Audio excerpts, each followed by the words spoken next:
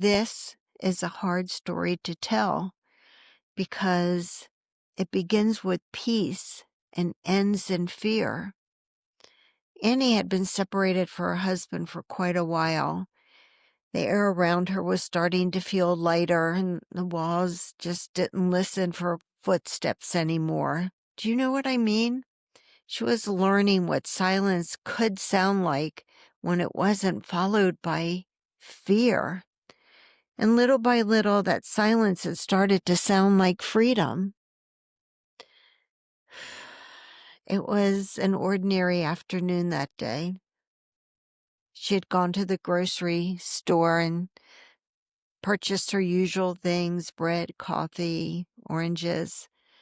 But her arms were full as she climbed the steps to her apartment with two big brown paper bags against her chest, and her keys were kind of caught between her fingers.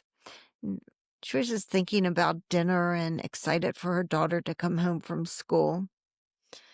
And then she heard it.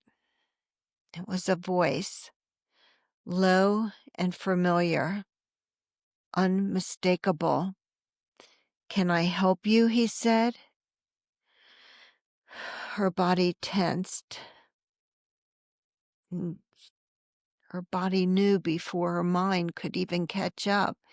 So she froze. She pretended not to hear. If she could just make it to the door, maybe if she turned the key and could get inside fast enough. But then he was there. Quick steps, heavy breath, the same old presence that used to fill every room of their house. He reached for one of the grocery bags. She resisted, and he said, "It's not nice to treat the father of your child that way." I don't know, in a way, it wasn't the words in particular. Somebody else could just think that they were kind or natural. But kindness wasn't his language. Control was his language. And just like that, the air changed. The groceries trembled in her hands and her chest tightened. The peace she had built just evaporated like that.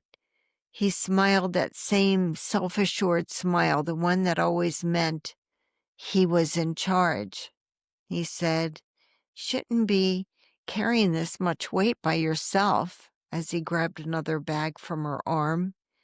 He stepped closer, this time just too close, and before she could say or do anything, he was inside her apartment. He walked through her apartment like it was his. He commented on the decor, even had something to say when he looked in her grocery bags and saw what she had bought. All of this really under the guise of concern. But it wasn't. Annie knew. She knew that every word was an act of ownership. Every glance was a test. Every moment was a reminder that control doesn't always scream. Sometimes it whispers that I still control you. Survivors know this moment all too well. I know you do. The one where your body reacts before your mind can find the words. The sound of a door closing too hard, the footsteps that sound just like theirs, the voice that turns your heartbeat into thunder. It's not about the groceries. It's not even about the fear. It's about the invasion, the kind that hides behind a smile. When Annie finally got him to leave, and he did eventually after he was sure she was visibly shaken, made sure she remembered who held the power. She locked the door, leaned against it, and slid down to the floor. Her hands were trembling. She realized something that she'd never forget. You can leave the house, but you can't leave the control inside it. But here's what she didn't see yet. Fear can't erase your growth. It can't unlearn what courage has already taught you. That day didn't undo her progress. It proved her progress because this time she didn't let him stay. She made him leave. She didn't believe his tone. She didn't fall for any of it. Not his excuses, not his claim to authority, not his pretense to be kind.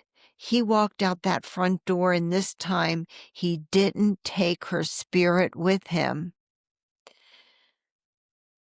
This one's for the survivor who thought they were finally breathing freely until the air was stolen back.